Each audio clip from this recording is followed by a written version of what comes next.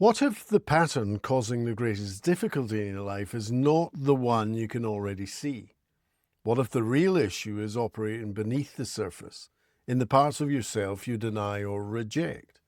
The emotions you suppress, the needs you judge, the qualities you project onto other people, or the repeating behaviors you understand intellectually, but still cannot seem to change.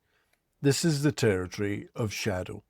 And the Major Arcana offers extraordinarily powerful insights for exploring it. Not because the cards diagnose us, not because they reveal some fixed darkness hidden inside of us, but because they can reflect the unconscious patterns shaping our emotions, relationships, choices, and recurring struggles. In this video, we're going to explore what shadow work really means and how the Major Arcana reveal hidden patterns and why the cards we resist most often have the most to teach us. And if you're interested in going even deeper, I've recently published a comprehensive book that goes into the most insightful aspects of each of the 22 archetypes, including their healthy, blocked, and shadow energies. I explain how to be aware of it, what it means, and what you can do about it. The book's called The Tarot Major Arcana. You can get it on Amazon. I'll put a link to it in the description below this video. So welcome back to the channel. In previous videos, we've explored the Major Arcana's living archetypal patterns as a journey of inner transformation, a tool for self-development, and a way to recognize why the same life patterns keep repeating. In this video, I want to take that exploration deeper by looking at the relationship between the Major Arcana and shadow work. The word shadow is frequently used in spiritual and psychological conversations, but it's not always explained particularly clearly. People sometimes assume the shadow is simply everything bad, dark, destructive, or shameful within us, but that's far too limiting and far too restrictive. The shadow includes anything we have pushed outside of our conscious identity. That may include anger, envy, fear, dependency, desire, vulnerability, ambition, sexuality, grief, or the wish for power. But it can also include positive qualities we have not permitted ourselves to embody, like confidence, creativity, authority, visibility, joy, or the strength to know when to say no. The shadow is not what's wrong with us, it's what's become disconnected from consciousness.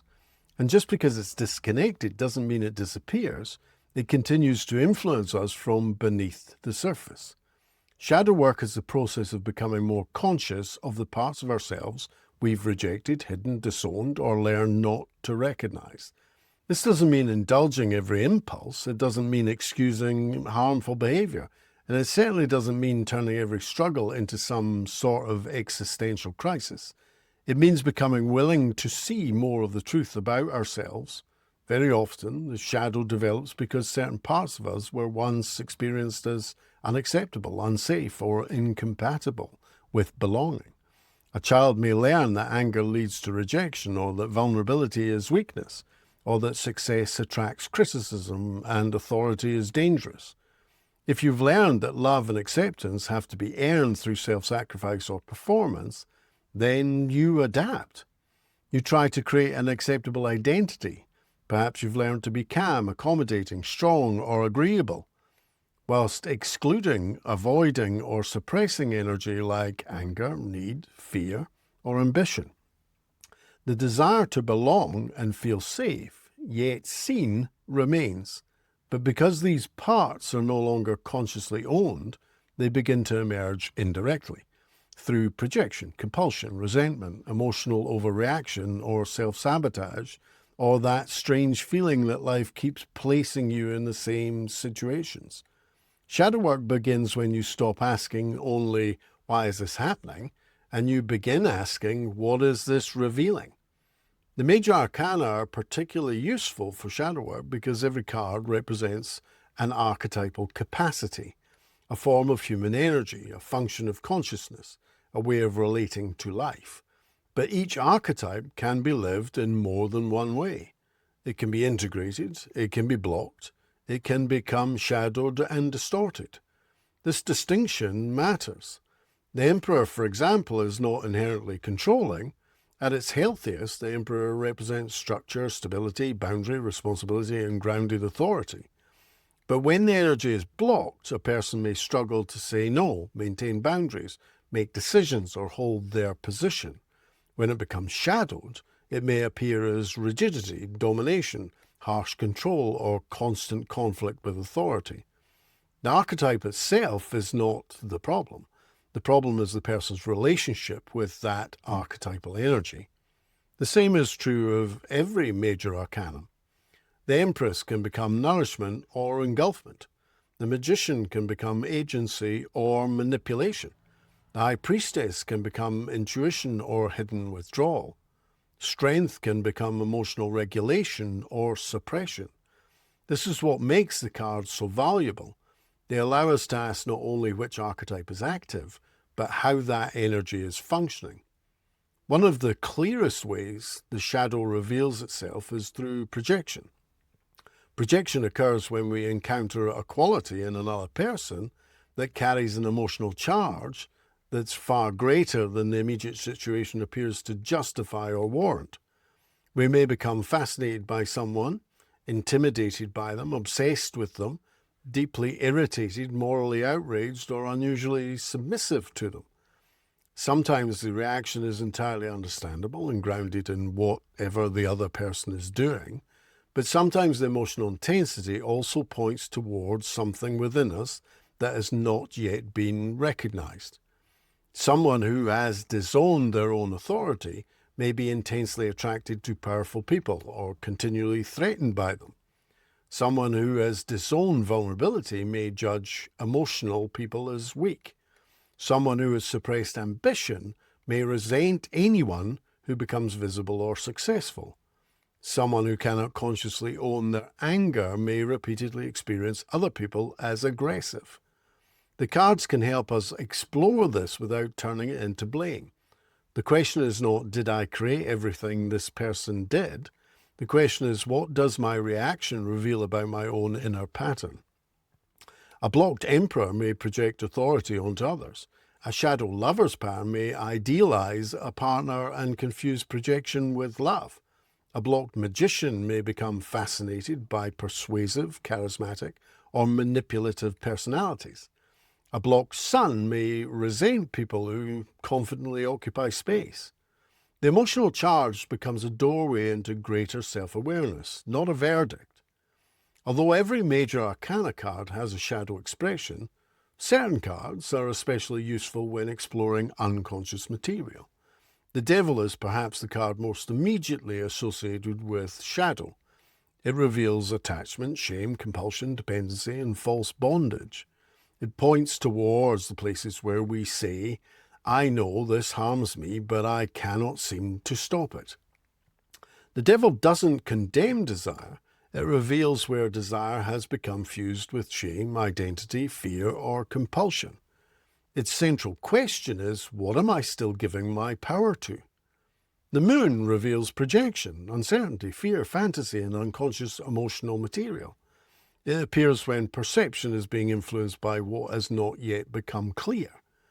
The Moon asks us to distinguish between intuition and anxiety, between reality and interpretation, between what we know and what fear might be imagining. Its question is, what am I assuming that may not yet be true? The Tower exposes the structures built to defend us from truth. It could be an identity, a relationship, a belief, or a role we feel obliged to play to carefully maintain an image. But when the structure can no longer hold, it breaks. The Tower can feel destructive, but psychologically it often reveals that the greater problem exists before the collapse. The rupture simply made denial impossible. Its question is, what am I trying to preserve that is no longer true? The Death card reveals an unhealthy attachment to what has been completed. It exposes the fear of endings, identity, loss, grief, and transition. Shadow often appears in the refusal to release an old self, an old relationship, an old role, or an old way of living. The Death card asks, what is already over even if I have not accepted it yet? These are not the only examples of shadow cards. All cards have shadow energy. The energy reveals shadow authority. The Empress reveals shadow care. The Hermit reveals defensive isolation. Justice reveals self-condemnation. The Hangman reveals martyrdom. And the Sun reveals performative happiness. Every card can illuminate an unconscious distortion. This is one of the most important aspects of shadow work. The shadow doesn't contain only what we fear or dislike. It can also contain our unlived potential. A person may have placed their confidence in shadow because visibility once felt unsafe. They may have placed creativity in shadow because practical responsibility was valued more highly. They may have placed authority in shadow because power was associated with cruelty. They may have placed joy in shadow because happiness once attracted envy or criticism. Or they may have placed healthy self-interest in shadow because they believed that to be good, you must put yourself last. In these cases, the work is not only about facing darkness, it's about recovering healthy and effective life force. A blocked sun may need permission to become visible. A blocked magician may need to reclaim voice and agency.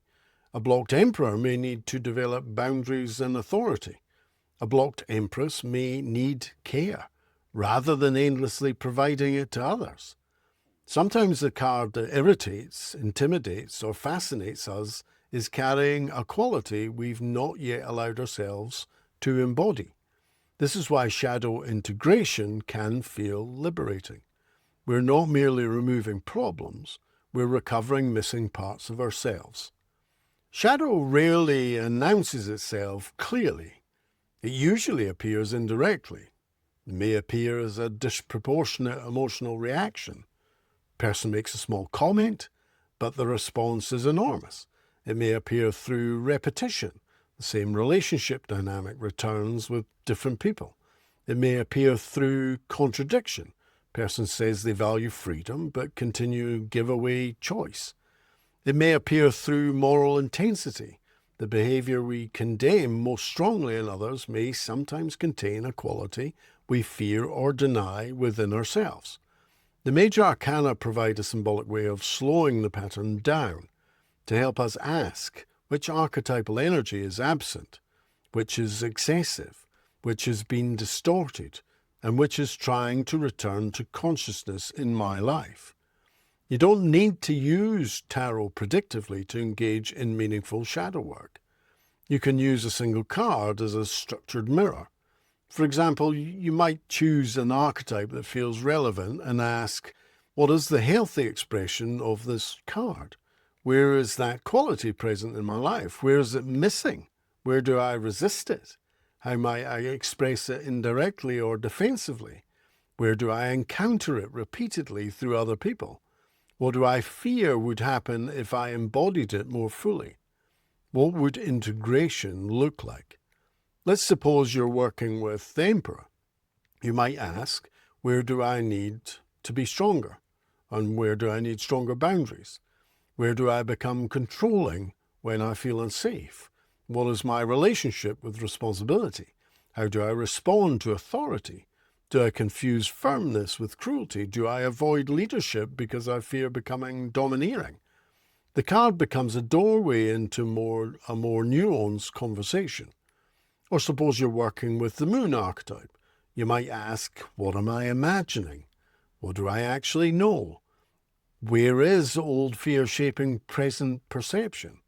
What am I projecting into another person and their behavior?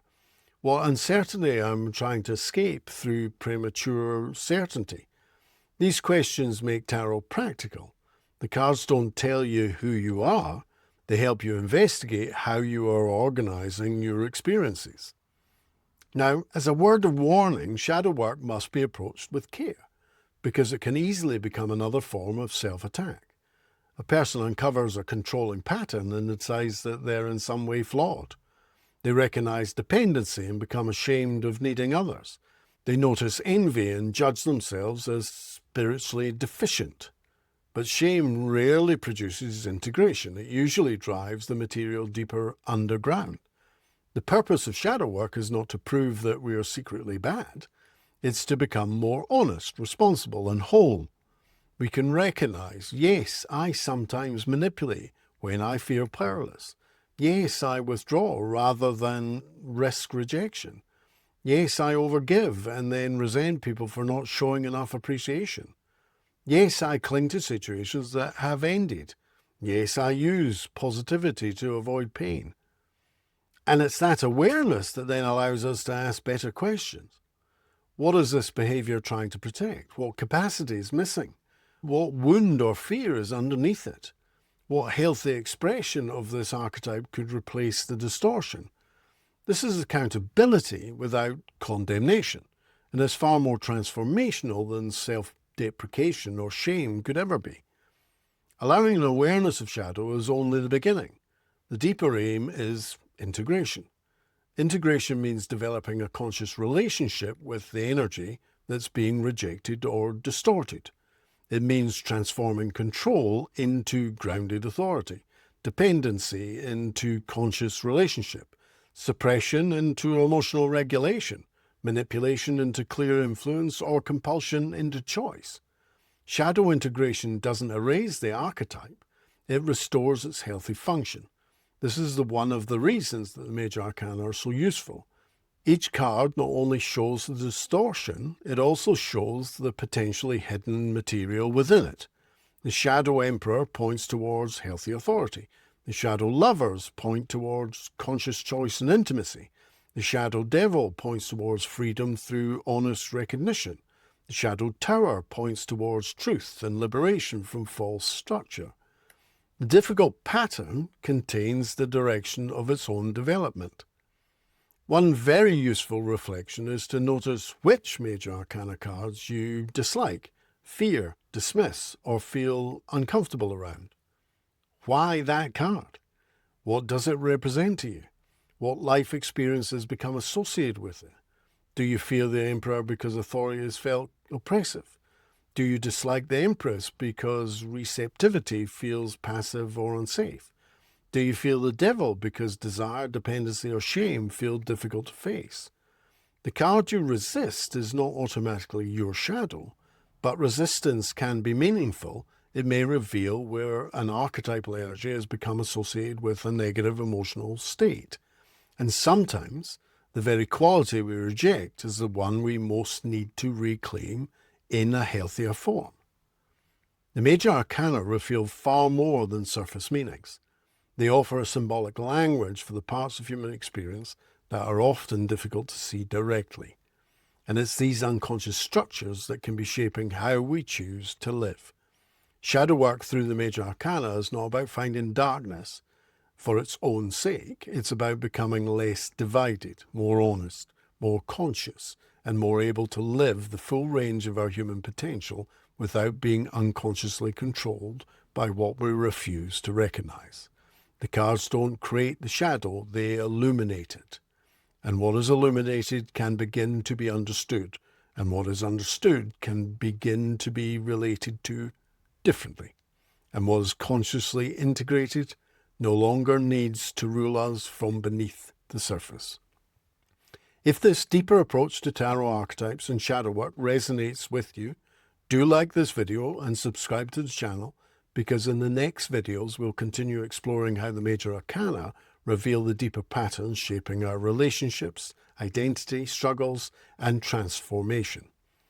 Thanks for being here, and I'll see you in the next video.